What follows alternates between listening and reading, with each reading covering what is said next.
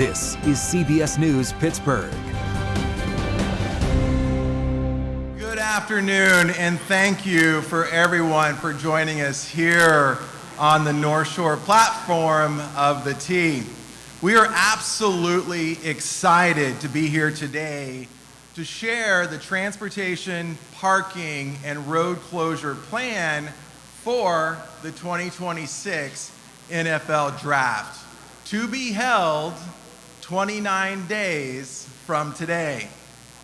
These plans, of course, are of great interest across our community, and we know residents, businesses, and visitors are eager to understand how to get to and to get around the event campus that we're putting together. If there is one takeaway from today, it is this: we are excited and ready to welcome residents and visitors to this incredible event. Our goal is to ensure that everyone who wants to be part of this historic event can be easily, efficiently, and safely. This is truly a once-in-a-lifetime opportunity for Pittsburgh. The NFL Draft will bring national and international attention to this amazing city. And with everyone's help across our community, we know that this is going to offer a tremendous opportunity for our community to show the pride, hospitality, and love for our great city. This is why transportation experts from across our region have been working together with the NFL and their transportation advisors for months to build a strong, comprehensive, multimodal transportation plan to keep our city moving. This plan is designed, in many ways, to help residents and visitors enjoy the 2026 NFL Draft in an organized way, whether they're arriving by transit, car, bike, or on foot. Allegheny County, the City of Pittsburgh, Pittsburgh Regional Transport, the SPC, our regional and state partners, and transportation experts from multiple agencies have collaborated on a coordinated regional plan to safely and efficiently move fans throughout the city and the broader region. This level of coordination ensures that traffic flow, transit options, parking resources, and pedestrian access all work together as one. We all know Pittsburgh is no stranger to hosting major events. From the St. Patrick's Day Parade that we had just a week ago, which attracted well over 200,000 visitors, to Picklesburgh, our hometown favorite, which draws close to 250,000 visitors, our community knows how to come together and deliver a great experience when also faced with alternative traffic plans and temporary road closures. Those successes in the past have clearly prepared us for an event on the scale such as the NFL Draft. Because of that experience and preparation that is underway, we are ready to welcome fans downtown. From April 23rd to the 25th, downtown and the North Shore campus will be the place to be, alive with energy, activity, and a celebration of football and all things Pittsburgh. We are pleased to be joined today by our partners who are all helping make this possible. We'll be here after the fact to answer questions and make sure you get all of the information that you need. It is important to again remember that all of this information as we lead up to the draft will be available on the NFL One Pass app, which is your one-stop shop for all information related to the draft. So with that, it is my great honor to turn the podium over to our county executive, Sarah Innamorato.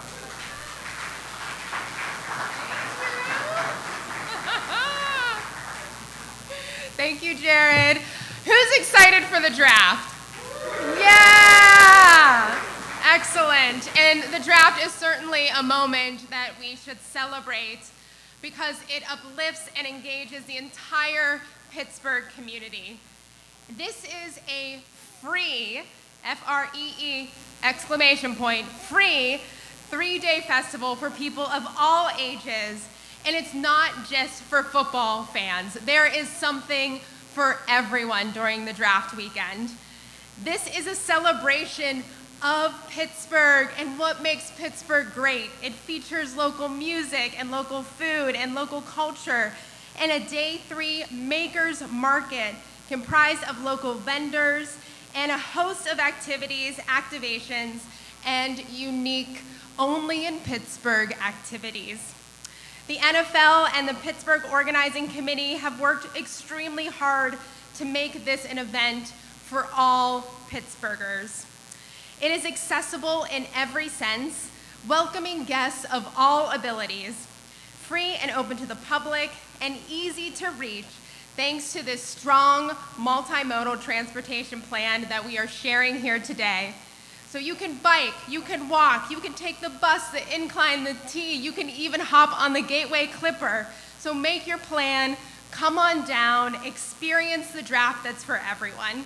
So I want to thank all the transportation experts who have been working collaboratively behind the scenes for months to develop this plan to ensure that every person who comes down has a safe, easy, and fun trip. And now it's my honor to bring up our mayor, Mayor Corey O'Connor.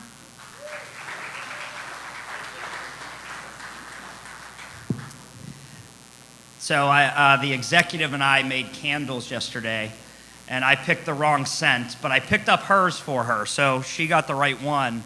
But it's little things like that where we're promoting small businesses across Pittsburgh, where entrepreneurs have the ability to come downtown, to experience the city that they may not have before, filling in storefronts downtown, promoting various neighborhoods, promoting access so that you can get around our city and enjoy the beautiful views, the beautiful activities that are going on everywhere. I do, however, have a gripe with Catherine.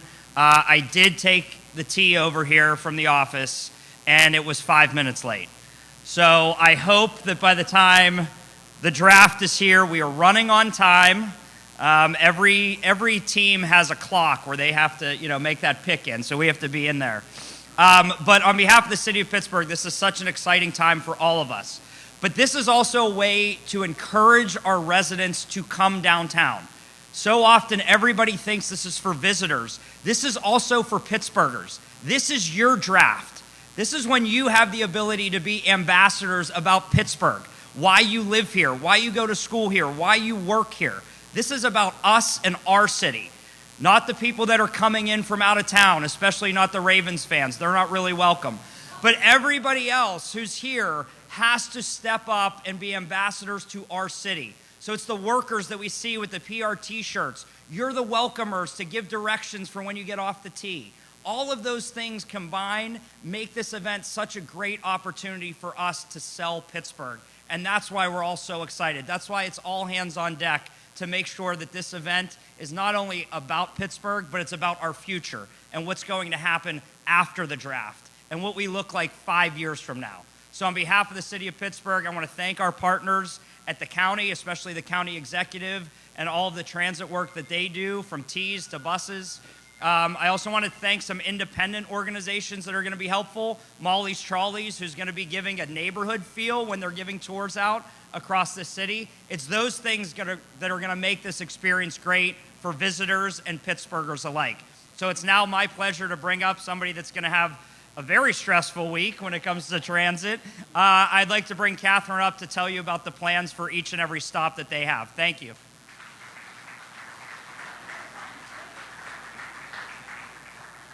So good afternoon, and I just want to clarify, Mr.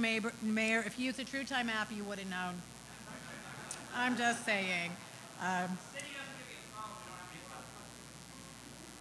We'll take this up later.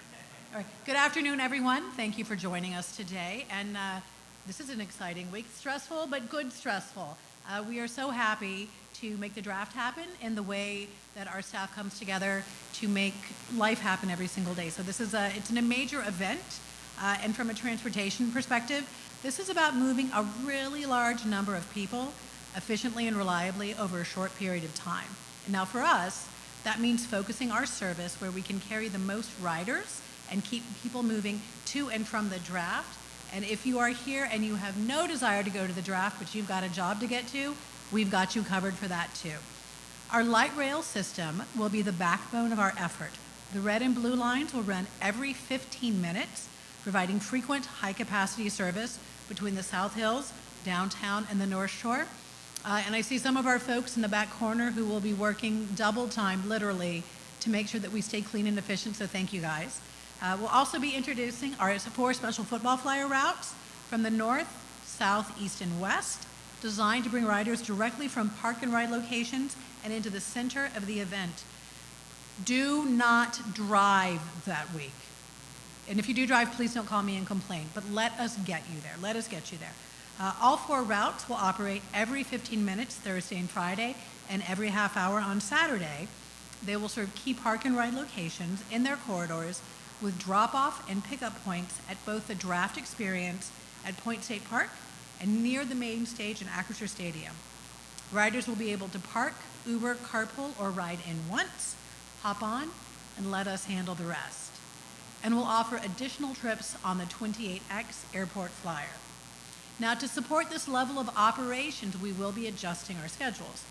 High volume routes like the P1, the G2, and the 54 will remain on their weekday schedule, but most routes will be running their Saturday schedules on Thursday and Friday, so we can shift service where we think corridors will have the greatest demand. And if you have service questions, we will have the incomparable and amazing Chuck Rampala, who's only outdone by his amazing wife, up here to answer questions in a few minutes. We'll also have additional staff positioned throughout the system to assist riders, manage a crowd flow, and help people navigate any service changes. And while service will look different during the event, our priority always remains the same, making sure people can get where they need to go. Our plan is to move a lot more people and not leave our regular riders behind. You are our backbone. For our riders, the most important thing you can do for any rider is plan ahead. Know your route, give yourself extra time, look at the app, Mr. Mayor, and take advantage of transit whenever possible. Now I'd like to recognize our operators, our maintenance teams, frontline employees. You will be delivering service in real time, and your work on this plan is to make it successful. I also want to give a big thanks to our partners at ATU Local 85, at IBEW, and at IUPA. So thank you. Helping make the magic happen.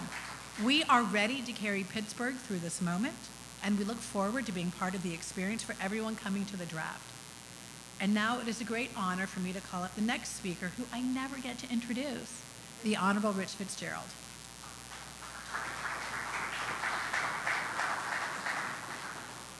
And Mr. Mayor, we did take the transit over, and we were able to get here on time, so thank you. Our transit planners are pretty good at that kind of stuff. Thank you, Catherine, and everybody really coming together. The regional plan, the 10-county plan coming together, you know, because the Steelers and football in southwestern Pennsylvania is more than just a city or just a county. It really is all of western Pennsylvania. More than 20 football Hall of Famers come from western Pennsylvania, and hundreds of players of the area came from outside of here. In fact, 4 of the 6 Hall of Fame quarterbacks are all of them from outside of Allegheny County and Pittsburgh. And we want to make sure we invite fans from all corners of southwestern Pennsylvania to the draft. And to support the fans traveling from across the southwestern PA area and surrounding counties, regional transit agencies, there's 10 of them in the region, will provide expanded and coordinated service to connect communities directly to Pittsburgh throughout draft week. And these services are designed to offer convenient, affordable alternatives to driving into downtown while helping reduce congestion for those who do. Several regional partners will operate enhanced service, including express routes, extended hours, and connections to park and ride locations with direct links into Pittsburgh's transit system.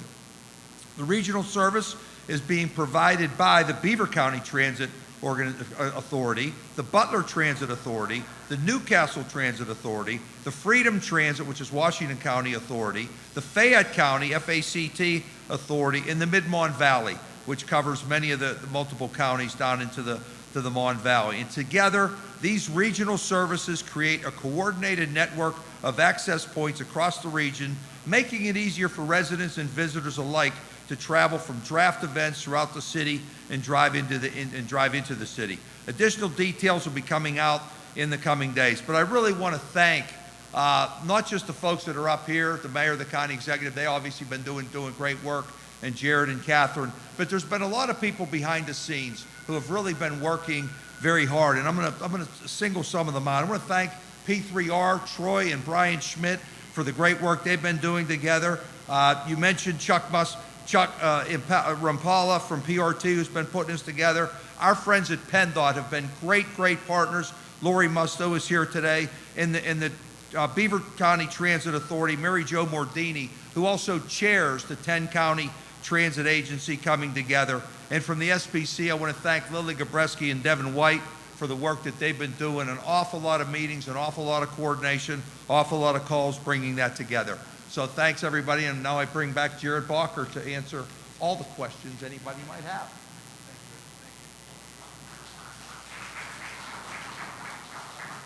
Thank you very much, Rich. And let me say again, thank you to all of you for being here today. We do know that the NFL draft, and I'll borrow our county executive's words, is a team sport. We want to make sure that we continue to bring our community together in this effort. We do want to thank all of our partners. I'll echo Rich's sentiment. We have some incredible people working on this effort together, and we could not do this without them. Pittsburgh knows how to come together to deliver events like this. It has been said, and hopefully it is clear, at the center of this plan is a simple goal: to make getting around Pittsburgh straightforward, reliable, and accessible for everyone, visitors and residents alike. As part of that, you'll see a temporary road closure in and around downtown and the North Shore, with phase 1 to begin this Friday. These closures are not just necessary, they're intentional and by design. They help create a safe, secure, and highly walkable festival environment for the largest event the city has ever seen. Importantly, these closures have been carefully planned in coordination with public safety and transportation to balance event operations along with the needs of residents, businesses, and commuters. We've been in ongoing communication with those most directly affected, including business owners and residents, answering questions and ensuring people know what to expect. Closures will be implemented in 6 phases, which are outlined on the screen next to me. As expected, closures will start small, focusing on the draft theater next to the stadium, and will gradually span a larger footprint as the build-out continues on the North Shore campus and Point State Park, with the most significant impacts being seen during the draft days itself. We will again, of course, as we lead up to the draft, there will be road closures, and then right after the draft, we will start reversing that process and get the city back open to its full capacity as the draft moves out. We will continue to keep everyone informed and share updates in advance so both residents and visitors can plan ahead with confidence. I do want to emphasize downtown and the North Shore will remain accessible. We've provided multiple ways to get here and to move around once fans are here. During the event, fans will be able to walk safe pedestrian paths that we're organizing with our partners at Public Safety, DOMI, PDP, P3R, and others. This will include closing the Roberto Clemente Bridge, which a lot of you will have experienced during other home games. All of this will be transformed into a festival experience with music, street performers, and guidance along the way. It's a safe and scenic and uniquely Pittsburgh experience that not only connects both the event campuses, but also invites people to explore stop into our local businesses and be part of the energy of this incredible city. Fans, as mentioned, can also take the T back and forth between the sites. As Sarah mentioned, they can travel by water on the Gateway Clipper, which will be operating fan service throughout the event. And not only can you, of course, arrive by river and rail, you can also leverage our historic inclines, rideshare locations, and of course, hop on a pogo bike and move around the city on one of our incredible trails. For those who plan to drive, we do strongly encourage you to plan ahead, consider carpooling, but also use tools like Park PGH and ParkWiz to compare options and avoid unexpected pricing surprises. We also know that life in Pittsburgh doesn't stop for the draft. That includes our friends at the Pirates. Their home opener is just a couple of weeks away. So we want to be clear, our transportation and road closure plans have been designed to accommodate our Pirates home games as well. The home opener and the first series of home games will be easily accessible as usual. The second home stretch in April will include not to be missed nights, including fireworks and Paul Skeens bobblehead nights. Both of those nights will be incredible sellout opportunities at PNC Park, and we don't want to miss that. All of the opportunities to get to PNC Park during that weekend will include clearly marked routes, available parking, and transit services supporting those home games. At the end of the day, this is about preparation, coordination, and confidence. We're ready. Because of the strength of our partners and the expertise that have gone into this plan, we want people to know that public transit is going to be the easiest way to get down to Pittsburgh or downtown Pittsburgh, but there's going to be a lot of other ways to get here easily and safely. No matter how you choose to get here, there is a plan in place. Our closing message is this: come to the draft, be part of this once-in-a-generation historic moment. Celebrate everything that Pittsburgh has to offer, football and everything else that this city is known for. So thank you. With that, I'm going to invite some of our experts to come up. Thank you, please. And we'll answer some of your questions.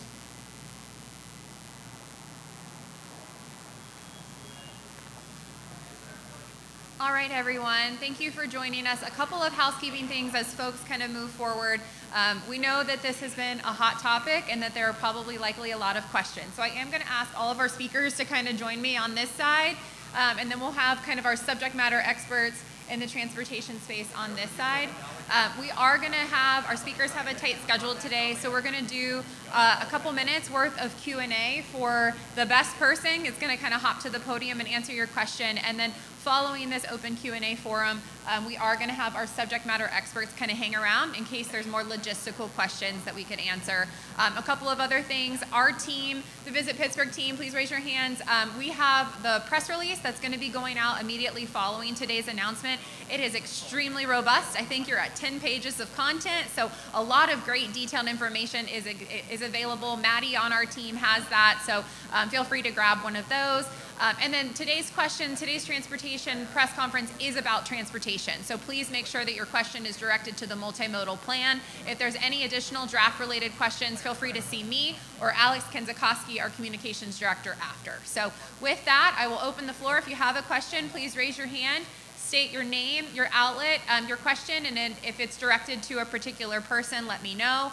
In addition to our speakers, a quick look at who you have over here, subject matter experts. We have the full P3R team. We have Brian Schmidt, we have Troy Schooley, and we have Lee Schmidt, who can answer anything related to transportation and public safety. We have Lori with PennDOT, who is here with us. And Chuck is somewhere, the infamous Chuck, there he is over there. We've got Pittsburgh Parking Authority with us. So true. The full team that has worked for years and months to pull this together is here to answer your questions. So with that, show of hands. Okay, go for it. Please state your name, your outlet, and then what your question is.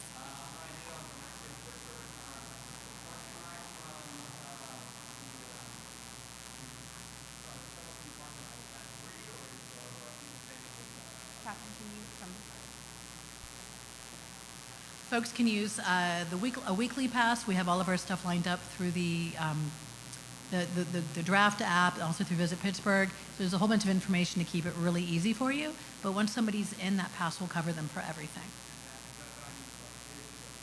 It's just a fare. Nothing extra. Your $275 will get you in. You can do day pass, weekly pass for $25. Best bet, Ryan. Perfect. Thank you. Go ahead.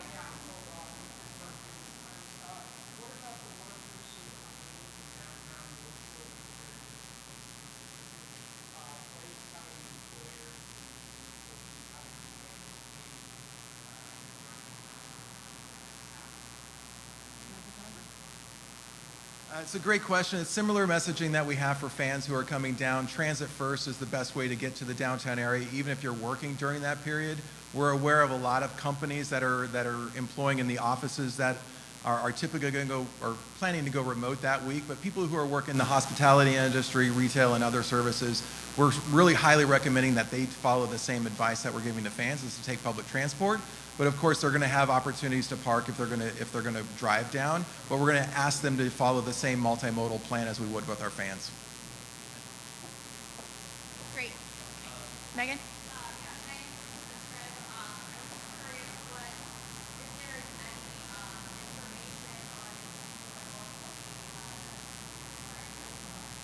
That's okay. Brian, we're ready.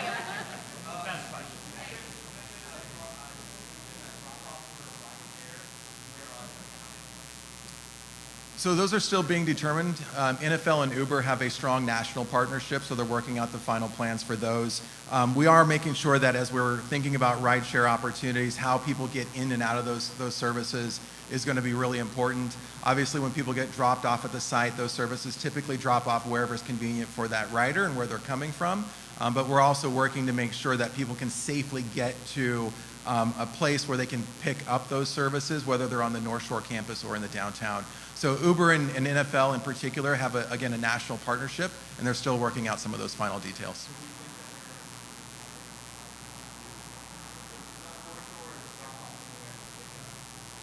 Yeah, we do want to point them to certain areas, but we can expand on that here in just a moment, Ryan. Thank you. To answer that question, we are working on what they call a dispersion method.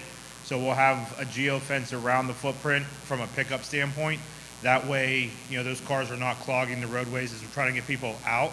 But there'll be certain locations that, as Jared mentioned, are still being worked out of where we'll direct riders to, if it's downtown or on the North Shore, to get away from the site to be able to pick up their ride. All right, Megan. Back to you.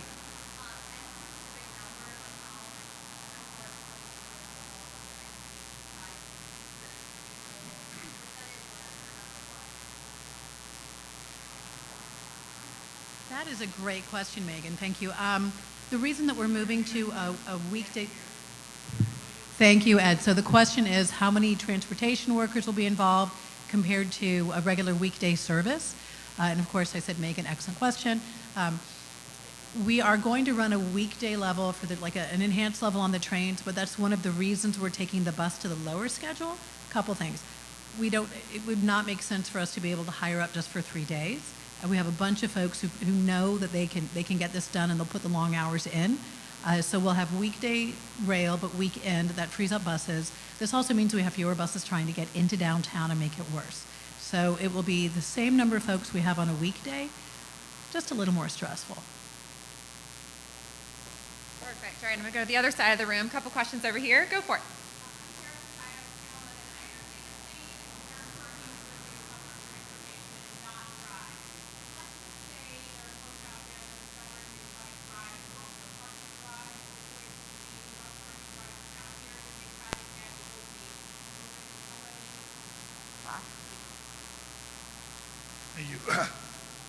We're encouraging people to take the public transportation, but we're also honoring all our leases, encouraging people and companies to have their employees work remotely if possible. We will be honoring many transient park as we can, but leases will be assured their parking spaces as they come in.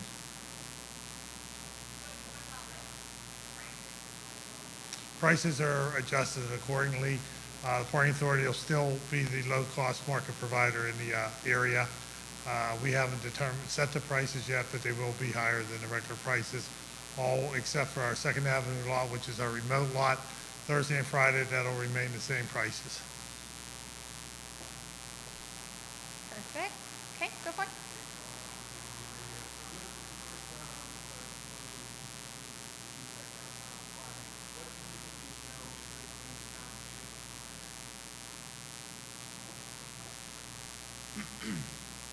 Thanks for your question. So phase one is what would be very similar to a Steeler home game, just Art Rooney Avenue and West General Robinson from Art Rooney out to Tony Dorsett, and then back by the Clark Building, Scotland Ave, as that is a back of house area. So as stated earlier, it's a very minimal closure, a closure that many would be familiar with if they're coming down on a game day.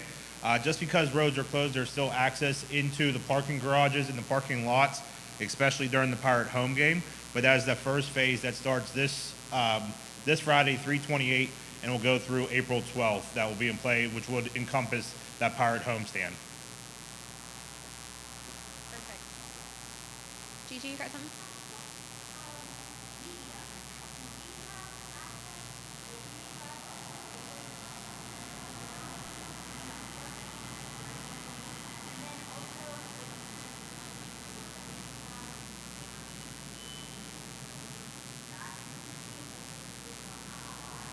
I can take these ones if you need me to.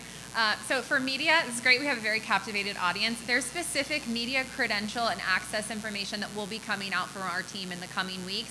It's actually live right now on the NFL site to register for your credentials, and it has very detailed information, Gigi, to answer that question.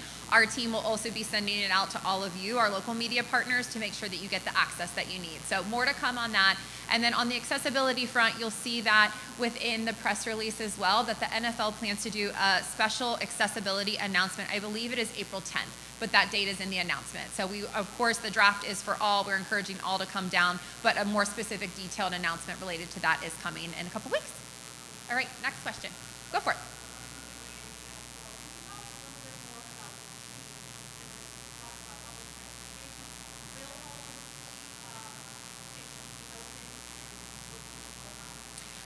Thank you for so the question is about tea service.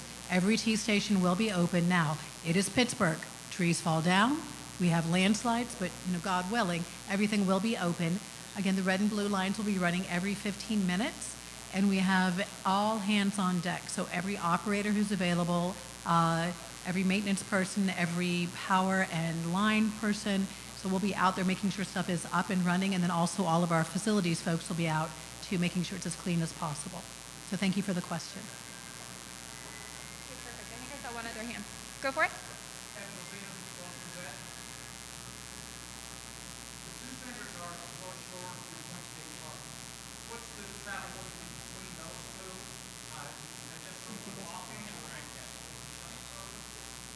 Again, we're leaning into options for everyone.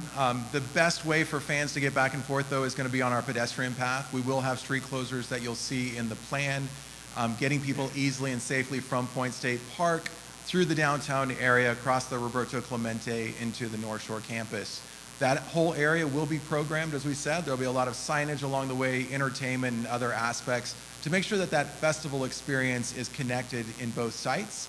So that's going to be the easiest way for people to get back and forth. There's obviously, in addition to just those two campuses, there's activities in Market Square, as well as at the new Arts Landing, where the University of Pittsburgh will be doing their tailgate events. So there's a lot of activities even throughout the downtown area that we'll want people to have experience with. So in addition to the pedestrian path, though, the river will be a connecting point with the Gateway Clipper fleet, connecting Point State Park, as well as the quay at the base of Acrisure Stadium.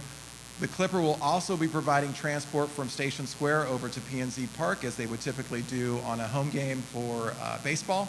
So you'll have those options as well. And then, of course, the T from the Gateway Center over here to the North Shore.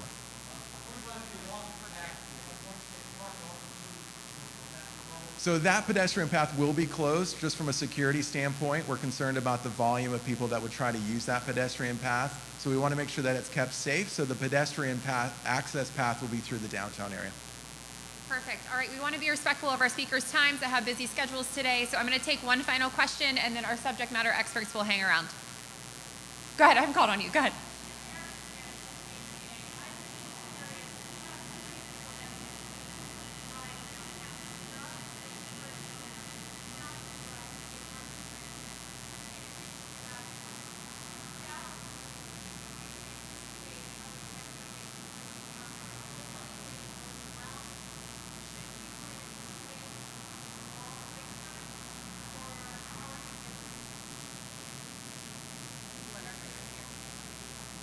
Well, you're definitely going to wait because there'll be 1,012 people there. So the question is, what do we expect going on with transit?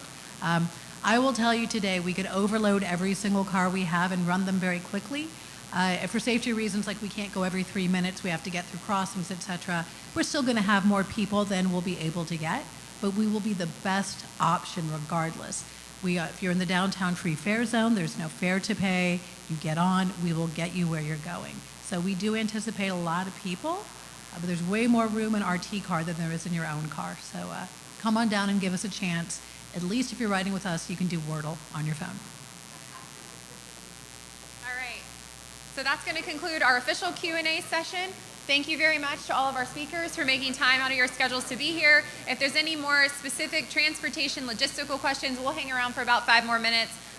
Feel free to come over here and grab us and we'll answer your questions. Thank you, everybody.